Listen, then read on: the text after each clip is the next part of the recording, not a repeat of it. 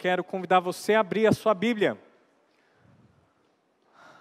Lá na primeira carta de João. Primeira carta de João, capítulo 4. Hoje nós vamos refletir um pouco, aprender um pouco sobre aquilo que o apóstolo João nos ensina no seu capítulo 4, nos versículos de 7 a 12. Para aqueles que não têm acompanhado, para aqueles que nos visitam, nós temos feito uma série de mensagens expositivas sobre essa carta do Novo Testamento escrito pelo apóstolo João. E nós já estamos nos aproximando da última parte da carta de João, e até o final desse ano nós vamos concluir o estudo sistemático, versículo por versículo, dessa carta tão importante. E 1 João 4, capítulo 7 a 12, nós vemos o seguinte: Amados, amemos uns aos outros, pois o amor procede de Deus. Aquele que ama é nascido de Deus e conhece a Deus. Quem não ama não conhece a Deus, porque Deus é amor. Foi assim que Deus manifestou o seu amor entre nós. Enviou o seu Filho unigênito ao mundo, para que pudéssemos viver por meio dele. Nisto consiste o amor, não em que nós tenhamos amado a Deus, mas em que ele nos amou e enviou o seu Filho como propiciação pelos nossos pecados. Amados, visto que Deus assim nos amou, nós também devemos amar uns aos outros. Ninguém jamais viu a Deus. Se amarmos uns aos outros, Deus permanece em nós e o seu amor está aperfeiçoado em nós. Abaixe sua cabeça, feche seus olhos, nós vamos orar mais uma vez. Senhor Deus, amado Pai, nós queremos nesse momento pedir que o Senhor abra o nosso entendimento e também abra o nosso coração para recebermos a Tua palavra. Que essa palavra possa criar raízes em nossas vidas, que ela possa frutificar e assim transformar as nossas vidas. Que possamos de fato aprender nessa noite sobre o grande amor de Deus, sobre a sua demonstração de amor ao enviar o seu Filho Jesus, e sobre a missão que o Senhor nos dá, de amarmos com o amor do Senhor os nossos irmãos. Nós pedimos a Deus todas essas coisas, e oramos no nome precioso do Senhor Jesus Cristo. Amém. Muito bem, nós temos visto que na carta de João, ele apresenta 3 testes de um cristão verdadeiro, de alguém que de fato conhece a Deus, de alguém que nasceu de novo, de alguém que recebeu a salvação, de alguém que é um verdadeiro filho de Deus. Esses testes são apresentados durante toda a carta, e João sempre retoma esses temas durante essa carta. Então ele vai apresentar o teste da fé, de que devemos ter a crença correta. Ele vai falar sobre o teste do amor, que devemos amar da maneira correta. E ele também fala do teste da santidade, da obediência, da conformidade da nossa vida com a vontade de Deus. E novamente aqui nós nos deparamos com o teste do amor. E nós precisamos entender que mais do que em qualquer outro momento, esse tema a respeito do amor é necessário E é importante porque nós vivemos tempos difíceis. Tempos que não são caracterizados pelo amor, mas pela sua ausência. A nossa sociedade, os homens e mulheres, eu e você, estamos sendo condicionados a viver sem de fato entender e praticar o que é o verdadeiro amor. E Jesus já tinha profetizado isso. Se você tem a sua Bíblia, abra lá no Evangelho de Mateus, capítulo 24, e você vai ver que Jesus falou sobre essa realidade nos versículos 10 e 12. Nesse tempo, Jesus dizendo, muitos serão escandalizados e trair-se-ão uns aos outros, e uns aos outros se odiarão, e surgirão muitos falsos profetas, e enganarão a muitos, e por se multiplicar a iniquidade, o amor de muitos se esfriará. Essa é uma realidade. O apóstolo Paulo também falou sobre isso, lá na sua carta a Timóteo, a sua segunda carta a Timóteo. Então, 2 Timóteo 3, de 1 a 5, nós vemos o apóstolo Paulo falando sobre essa triste realidade. Paulo disse o seguinte, saiba disso, nos últimos dias sobrevirão tempos terríveis. Os homens serão egoístas, avarentos, presunçosos, arrogantes, blasfemos, desobedientes aos pais, ingratos, ímpios, sem amor pela família, irreconciliáveis, caluniadores, sem domínio próprio, cruéis, inimigos do bem, traidores, precipitados, soberbos, mais amantes dos prazeres do que amigos de Deus, tendo a aparência de piedade, mas negando o seu poder. Afaste-se também destes. Não é esse o retrato do mundo nos dias de hoje? Talvez esse seja o retrato da sua família. E como essas características que Paulo dá sobre esses tempos terríveis são todas contrárias ao amor, o egoísmo, a avareza, a presunção, a arrogância, a blasfêmia, a desobediência aos pais, ingratidão, impiedade, sem amor pela família, pessoas que não conseguem se reconciliar, perdoar, pedir perdão, pessoas que falam mal uma das outras, pessoas que são cruéis, traidoras, soberbas, mais amantes dos seus prazeres do que amigos de Deus. Não é esse o retrato de um mundo que não conhece mais a palavra amor? Agora veja o que o próprio apóstolo João diz lá no livro do Apocalipse, capítulo 2, de 2 a 5.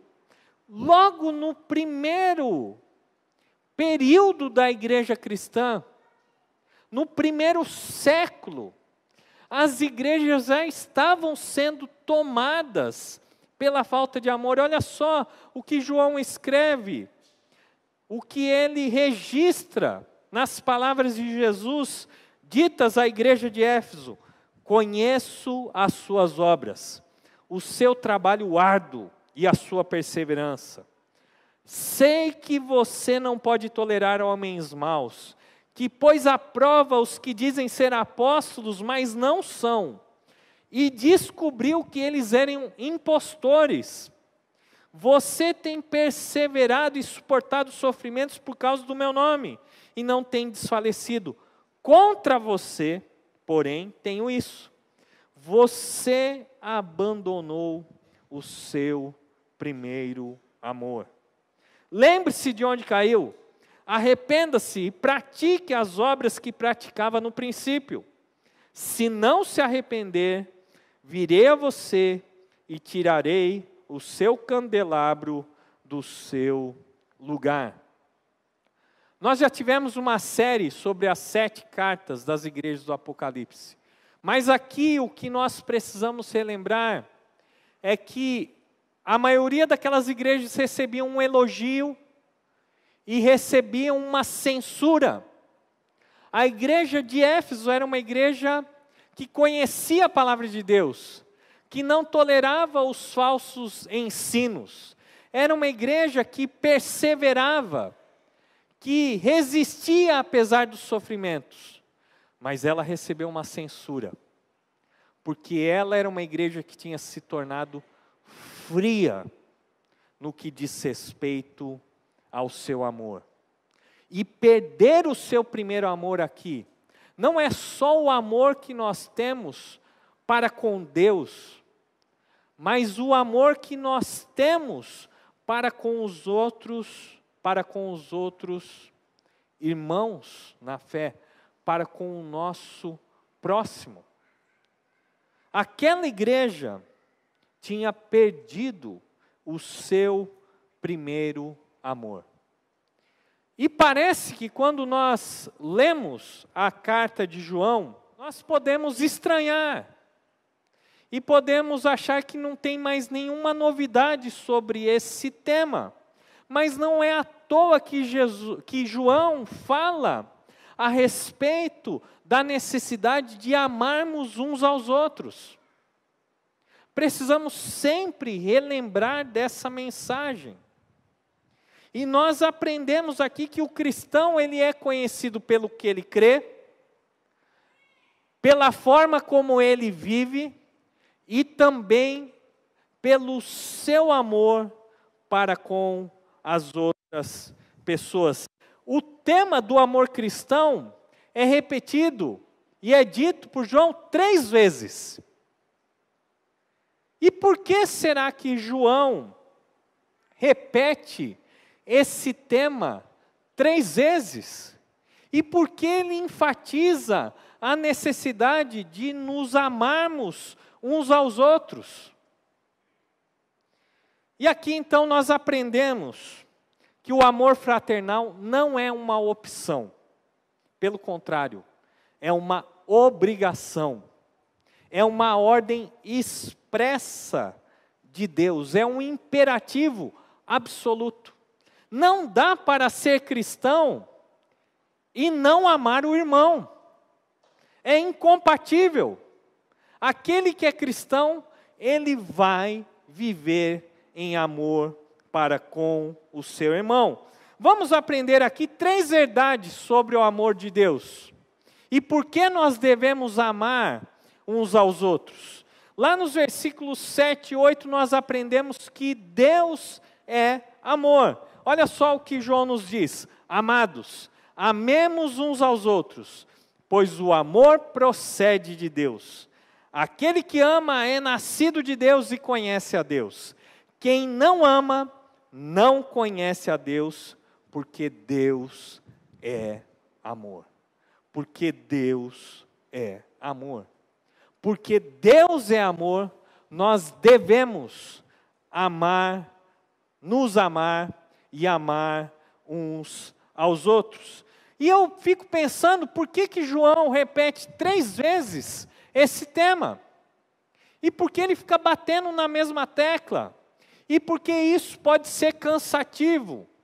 Mas por que será que João tem que repetir 3 vezes essa ordem de Deus para nós?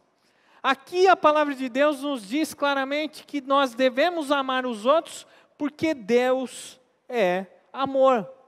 A natureza de Deus, um dos atributos de Deus, uma das características de Deus é que Deus, Ele é amor. E o amor procede de Deus.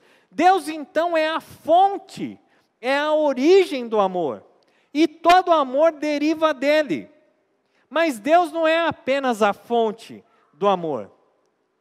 A sua essência é o amor. É um dos seus atributos. É uma das suas características.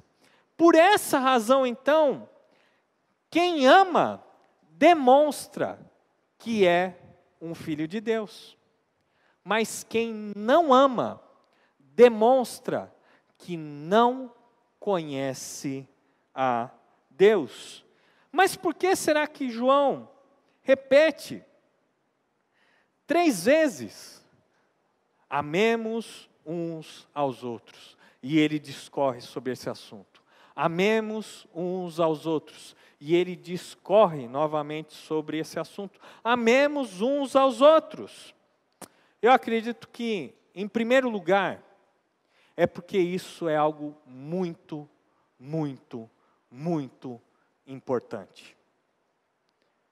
Se não fosse importante, nós não teríamos esse mandamento sendo repetido não só em João, mas em toda a palavra de Deus. Uma segunda razão, porque eu acredito que João tem que repetir essa mensagem, é porque é algo que é facilmente esquecido. Eu e você esquecemos facilmente esse mandamento. Nós não esquecemos da verdade desse mandamento. Não esquecemos que Deus pede que nós amemos uns aos outros. Mas nós esquecemos facilmente de praticar esse mandamento. E como é fácil nós deixarmos de praticar esse mandamento. E em terceiro lugar, eu acredito que João repete tanto esse tema, porque amar é algo extremamente difícil de ser praticado. Amar não é para qualquer um. Amar é um desafio. Amar exige trabalho, exige dedicação, exige esforço. E por isso João tem que falar tantas e tantas vezes sobre o mandamento de amarmos uns aos outros. Quando está tudo bem, quando está tudo em paz, quando as pessoas não têm nenhum problema conosco, quando nós concordamos nas nossas opiniões, quando nós estamos andando juntos em unidade, no mesmo pensamento, no mesmo objetivo, aí é fácil amarmos uns aos outros. O difícil é amarmos uns aos outros quando as diferenças aparecem, quando as outras pessoas não correspondem às nossas expectativas. Difícil é amar quando alguém nos prejudica, quando alguém faz algo que nos magoa, que nos machuca. Muitas vezes essas coisas acontecem de uma maneira inconsciente, mas outras vezes essas coisas acontecem de uma maneira intencional. E são nesses momentos, e não quando tudo está bem, que nós devemos praticar o mandamento de Deus. Amemos uns aos outros. Nós só seremos capazes de amar verdadeiramente se nascermos do alto.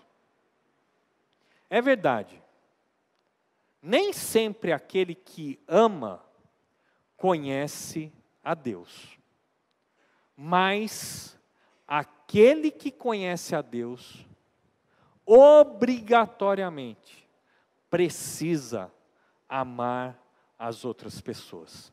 Nem todos aqueles que amam, de fato, amam porque conhecem a Deus. Mas é um absurdo, é algo impensado acreditar que alguém diz que conhece a Deus e não ama. Nós só seremos capazes de amar verdadeiramente se nós nascermos do alto. Esse amor que João nos fala é um amor sobrenatural. É o amor que nós já conhecemos, da palavra grega ágape. É o amor mais sublime. É o amor que caracteriza a natureza de Deus. É aquele amor que dá sem esperar nada em troca. E quem é capaz de amar assim? Ninguém. Só Deus é capaz de amar assim. E nós só seremos capazes de amar como Deus nos ama, se Deus estiver em nós. Se conhecermos a Deus. Se tivermos nascido de Deus. Se Deus de fato estiver em nossas vidas. Por que o amor é algo tão importante no cristianismo? A resposta é clara. Porque Deus é amor. E quem está em união com Deus precisa demonstrar essa mesma natureza. Precisa compartilhar do amor de Deus para com as outras pessoas. Mas nós temos uma segunda razão aqui, porque nós devemos amar uns aos outros. E aqui nós encontramos essa segunda razão nos versículos 9 e 10. Acompanhem comigo a leitura aí na sua Bíblia. Foi assim que Deus manifestou o seu amor entre nós. Enviou o seu Filho unigênito ao mundo, para que pudéssemos viver por meio dele. Nisto consiste o amor. Não em que nós tenhamos amado a Deus, mas em que Ele nos amou e enviou o seu Filho como propiciação pelos nossos pecados. Deus de fato nos ama. Ele nos amou de uma forma definitiva. Por isso nenhum cristão deveria orar ou questionar o amor de Deus. Será que Deus, o Senhor realmente me ama? Deus, se o Senhor me ama, por que o Senhor permite que algumas coisas aconteçam na minha vida? Por que eu perdi o meu emprego? Por que eu estou passando dificuldades financeiras? Por que eu fiquei doente? Por que aquela pessoa que eu amo morreu? Por que se debateu sobre o meu lar o divórcio? Ou por que então um filho, uma filha, de repente, se envolveu com dependência química? Nós não podemos ficar questionando o amor de Deus nessa base, daquilo que nós entendemos que Deus deveria fazer em nossas vidas como prova do amor. Porque Deus já demonstrou de uma maneira cabal, total, que Ele nos ama. E como Ele nos ama? Ele demonstrou enviando o seu Filho unigênito. Nós não amamos a Deus, primeiro. Não. Ele nos ama. Antes mesmo de o amarmos. Deus nos ama. E por isso Ele enviou o seu Filho como propiciação pelos nossos pecados. E aqui nós precisamos lembrar que Deus, Ele é amor, mas Ele não é só amor. Ele também é justo, Ele também é santo, Ele também é luz. Nele não habita treva alguma. E aqui nós vemos o amor de Deus em ação, porque Deus, sendo santo e não podendo conviver com o pecado, de forma alguma Ele poderia permitir que pessoas pecadoras entrassem no seu reino, tivessem um relacionamento, uma comunhão com Ele, porque Deus é luz. Mas o amor de Deus é demonstrado, e nisso nós vemos que Deus, Ele é tanto santo quanto Ele é amor. Porque Ele é santo, Ele tem que punir os pecados. Mas porque Ele é amor, Ele mesmo providencia para nós uma forma de sermos salvos, da nossa dívida de pecado ser paga, para que então pudéssemos estar diante de Deus sem pecado algum. Nisso consiste o amor de Deus. Deus manifestou o seu amor por nós. Ele fez com que o seu Filho fosse o sacrifício pelos nossos pecados. E não pense você que Deus não agiu totalmente de acordo com o seu amor. Afinal, Ele enviou o seu Filho. E nós já temos aprendido a respeito da Trindade. 3 pessoas com uma mesma natureza, vivendo de uma maneira harmoniosa, em verdadeira e plena comunhão. Jesus veio a esse mundo, não por obrigação, mas obedecendo ao Pai, tendo o propósito de nos dar vida e o perdão dos nossos pecados. O amor sacrificial de Deus é a origem também do amor que nós recebemos e podemos transmitir para as outras pessoas. O nosso amor, na verdade, é só um reflexo do amor de Deus. O amor de Deus produziu a cruz, o sacrifício de Cristo, o amor ágape, o bem do próximo à custa do nosso próprio bem. Você é capaz de amar assim? Olhar para o bem do outro, sabendo que isso vai trazer prejuízo para você. Isso é amor. Esse é o amor ágape. É você pensar no bem do outro, é fazer algo para o outro, sabendo que ao fazer o bem para o outro, isso vai te trazer prejuízo. É assim que Deus manifestou o seu amor. O Filho de Deus teve que morrer para que nós pudéssemos viver. O Filho de Deus teve que morrer para que nós pudéssemos nos tornar propícios a Deus, para que a ira de Deus fosse desviada das nossas vidas, para que o perdão de Deus pudesse ser derramado em cada um de nós. Cristo veio morrer em nosso lugar. Primeiro, para que pudéssemos viver, e segundo, para que os nossos pecados fossem perdoados. Eu só conheço uma ilustração que demonstra a seriedade e a grandeza do amor de Deus. E eu contei essa história, olha, eu acredito uns 10, 12 anos atrás. Mas eu queria compartilhar com vocês, talvez alguns de vocês já conheçam.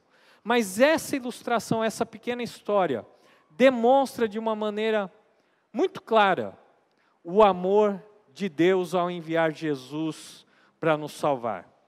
E a história começa da seguinte forma. É uma típica tarde de sexta-feira, e você está dirigindo em direção à sua casa. Você sintoniza o rádio, e o noticiário está falando de coisas de pouca importância. Mas, dentre essas notícias, é relatado que numa cidadezinha muito distante, 3 pessoas morreram de gripe, que até então era totalmente desconhecida. Você não presta muita atenção. Na segunda-feira, quando você acorda e ouve o rádio, já não são 3 pessoas que morreram, mas são 30 mil pessoas. Mortes causadas por essa tal gripe desconhecida. Isso aconteceu lá na Índia. Um grupo de controle de doenças foi enviado dos Estados Unidos, então, para investigar o que é que está acontecendo. Já é terça-feira. E o fato já é a notícia mais importante. Está em todos os telejornais, rádios e jornais impressos. Mas já não é só na Índia, mas também no México, também no Brasil, no Paquistão, no Irã, no Afeganistão. E esse vírus está se espalhando rapidamente pelo mundo todo. Eles não sabem que gripe é essa. Mas então, quando o mundo fica abalado, e todos ficam totalmente assustados com uma doença que mata agora milhões de pessoas e que não tem uma cura ainda descoberta, essa notícia surpreende a todos. Porque agora os países começam a fechar as suas fronteiras. Eles não querem que as pessoas dos seus países sejam contaminadas. França, Alemanha, não existem mais voos, não existe mais nenhum tipo de visto, não existe nenhum tipo de imigração. Devido a essa notícia, todos começam a ficar muito preocupados. E um noticiário disse que uma mulher declarou num hospital lá da França, e essa mulher estava morrendo. Ela diz então que essa gripe, de fato, não pode ser controlada. Pânico geral. Não tem o que fazer. Esse vírus, segundo aquela mulher, é transmitido pelo ar. E o que você vai fazer? Você vai se fechar na sua casa, você não vai ter mais nenhum tipo de contato com outras pessoas. E quando o mundo então já estava perdendo toda a sua esperança, de repente vem a notícia. Conseguiram decifrar o código DNA do vírus. O antídoto já pode ser fabricado.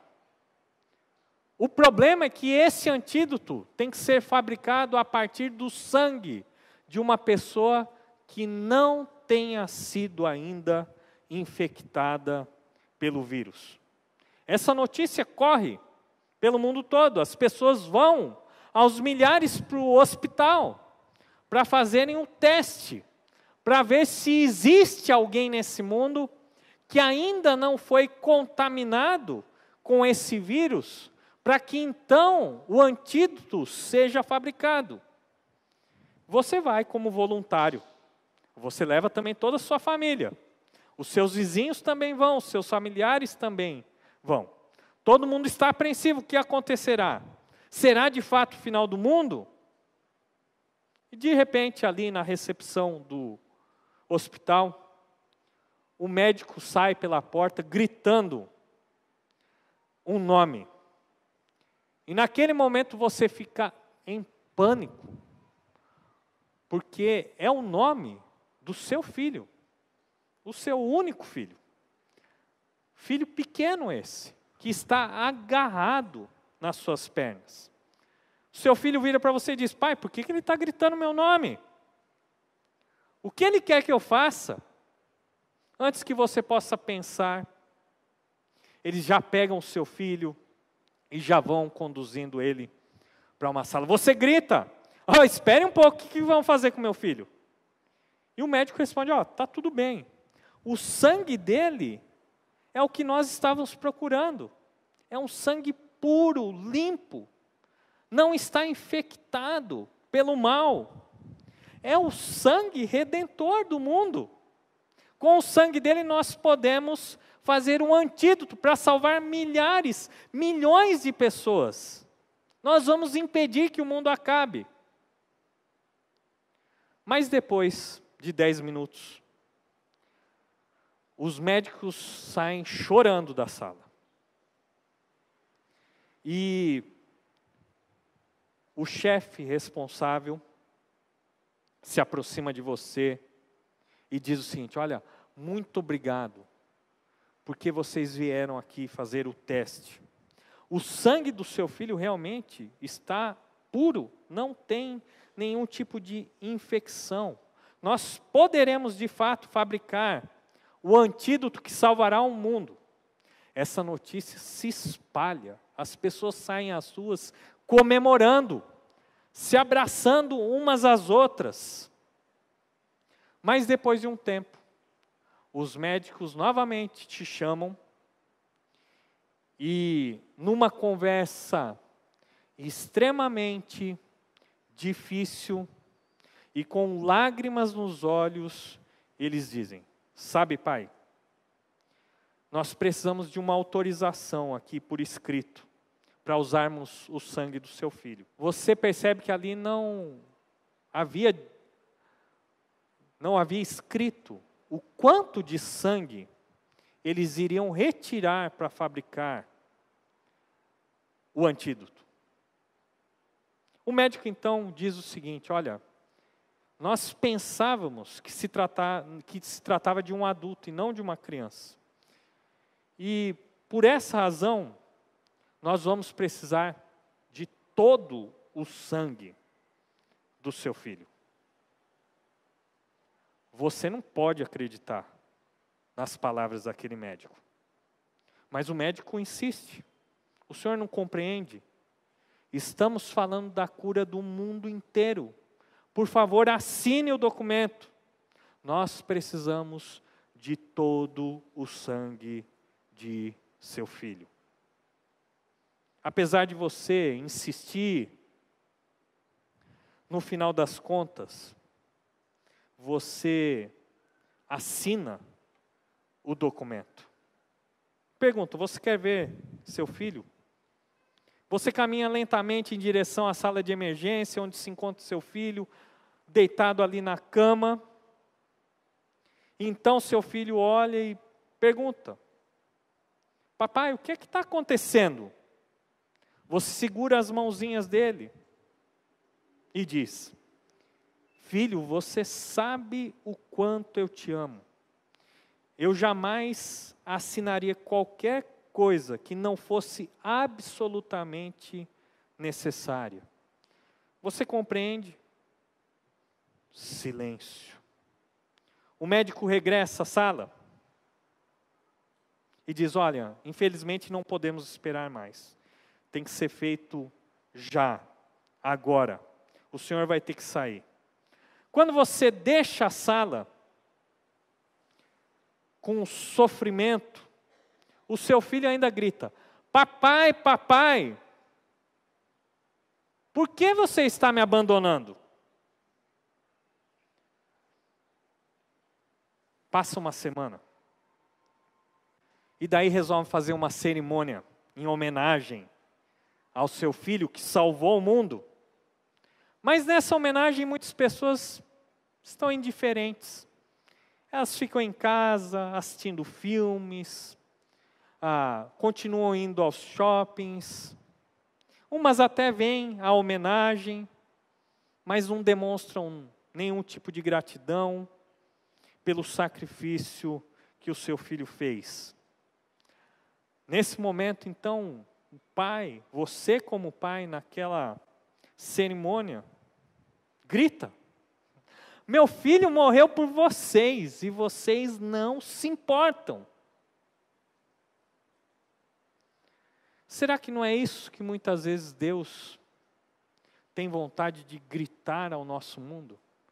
O meu filho morreu por vocês e vocês não se importam.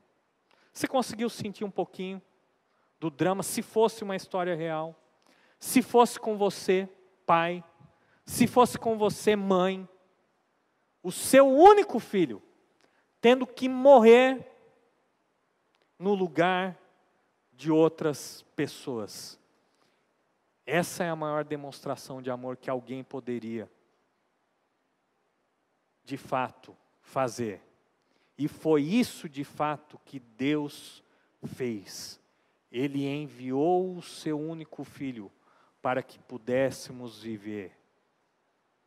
Seu filho fez a propiciação desviou a ira justa de Deus das nossas vidas.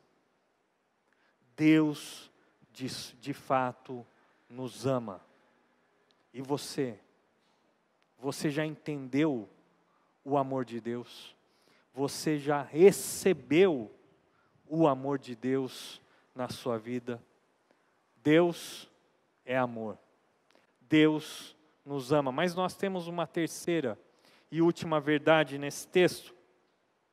E essa terceira e última verdade nos diz que Deus, Ele ama através de nós. Deus é amor, Deus nos ama e Deus ama através de nós. E por isso nós devemos amar uns aos outros. Versículos 11 e 12 nós vemos assim: amados, visto que Deus assim nos amou. Esse foi o amor de Deus. Nós também devemos amar uns aos outros. Ninguém jamais viu a Deus. Se amarmos uns aos outros, Deus permanece em nós e o seu amor está aperfeiçoado em nós. O amor de Deus é um exemplo. O amor de Deus é uma inspiração. E o amor de Deus é a razão que nós devemos ter para amar uns aos outros. Uma vez que Deus demonstrou o seu amor para conosco, nós também devemos demonstrar e compartilhar e amar com esse amor as outras pessoas. De fato, ninguém que um dia esteve aos pés da cruz, uma pessoa que foi alcançada pelo amor de Deus naquela cruz, pode voltar a ter uma vida egoísta. Ser cristão é amar. Se você não ama, você não pode ser um cristão. A partir do momento que nós decidimos seguir a Cristo, nós escolhemos dizer não ao nosso eu. E sim aos outros. Não existe opção. É isso que João nos ensina. Deus não é somente amor. Ele apenas não nos amou enviando o seu Filho ao mundo. Ele também nos ama e ama seus filhos e deseja que os seus filhos amem os outros. Deus permanece em nós quando nós amamos. Quando amamos, não só Deus permanece em nós, como o amor de Deus é aperfeiçoado, nós experimentamos essa ação do amor de Deus em nossa vida, que invade o nosso coração e transborda obrigatoriamente para outras pessoas. Embora nós não possamos ver a Deus, nós podemos ver os efeitos de Deus na vida de uma pessoa. Você não vê o vento. Você não vê a eletricidade.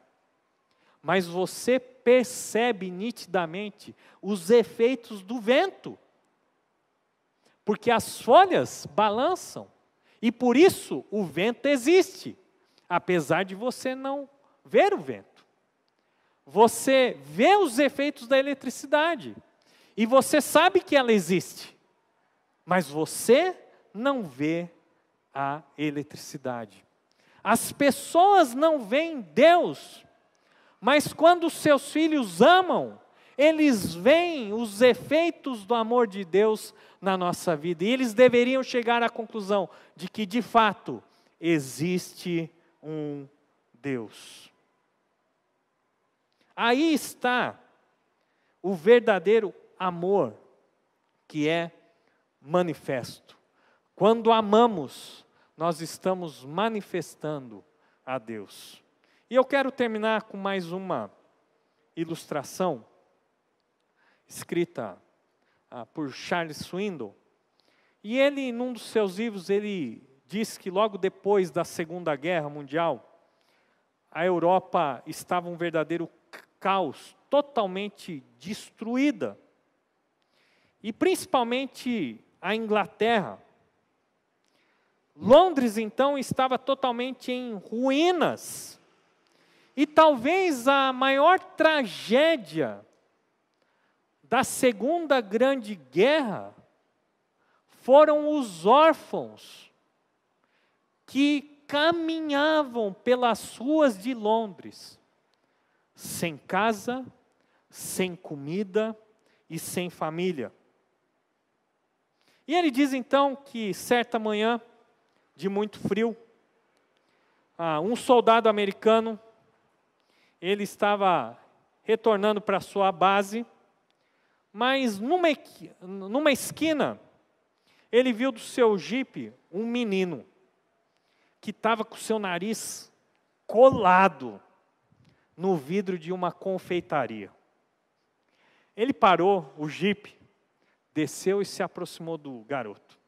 E ele percebeu que o garoto olhava para o confeiteiro, que mexia na massa, que cortava a massa e formava ali algumas rosquinhas.